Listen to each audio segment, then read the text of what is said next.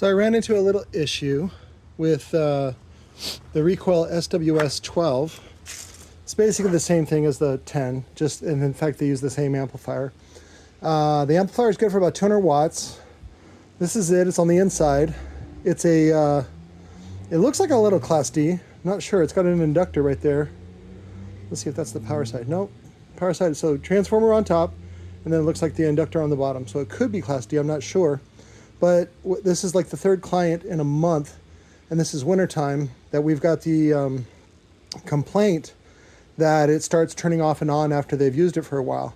So I think it's just bad engineering that they put the heatsink on the inside, when really they should probably have done what Rockford did, which was make this out of aluminum or even steel. Steel would have been fine. It's cheaper.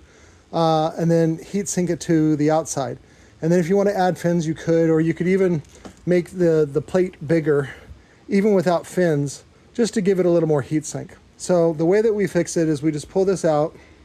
I save that because I can then sell this as a, car audio plate amp, or put it on a 10 or something smaller or whatever, sell it for cheap. And then so what we're going to do is go ahead and upgrade it to a 300 watt or 240 watt Class D external that has bass boost and some other things on it, which is the dual, what is it? XPR82D. And then I went ahead and put the Fancy Pants terminal in here with the 30 amp fuse, even though it doesn't really, that's kind of overkill, but it's just kind of just in case or whatever. So, and then we just made these plates out of MDF, 1/4 inch, and they go right into place. And then this is a perfectly good unit. He already put these securing screws in there. So we're just going to keep that just like that so he can just secure it back into place. This is going in a Cadillac. It's basically the Suburban. It's just the Cadillac version. I forget what the name of the model is, but it's the big SUV. But two of these, and then so he's going to have 240 watts on each one. Each sub is good for about 250 watts. It's not quite the RW series, even though I think they should put the RW series in it. But they play pretty good lows, and I think they sound great. I think that there's just a little issue on the amplifier. And if you run into this problem when you're buying these or selling these or whatever you're doing with these, and this is not just Recoil, this is basically any brand. This is just an option you can do. And of course, if you want to do a fancier, better looking option, that's up to you. You can go back and mask all this off and spray paint the whole thing if you want. I don't care. But this is the quick and easy solution that I did. I think I only charged them $10 for that.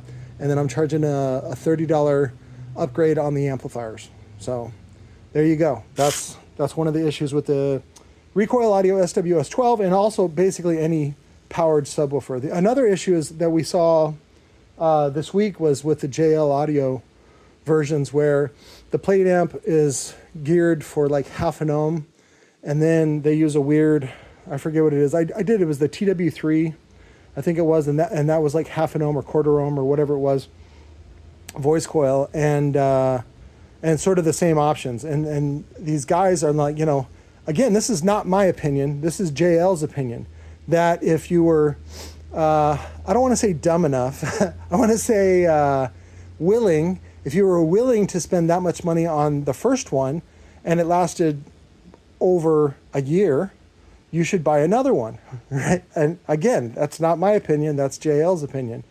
So, but after that 1 year warranty, you're shit out of luck.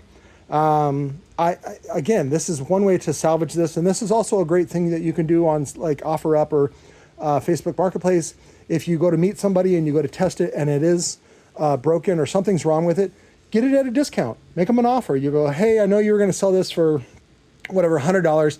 I'll give you $20, and make it purposely low, like almost insultingly low, actually insultingly low, and then let them come up. And if they don't, if they're just like somebody's mom and their kid died, then get it for $20. But I got another video for you guys about a couple of mentors. It's funny, Robert Kiyosaki, Rich Dad, talks about having a mentor in your life for your financial, real estate, whatever you get into, stocks and bonds, whatever you get into. And one thing that he says, get a mentor, and then like follow them around, help them out, be valuable to them.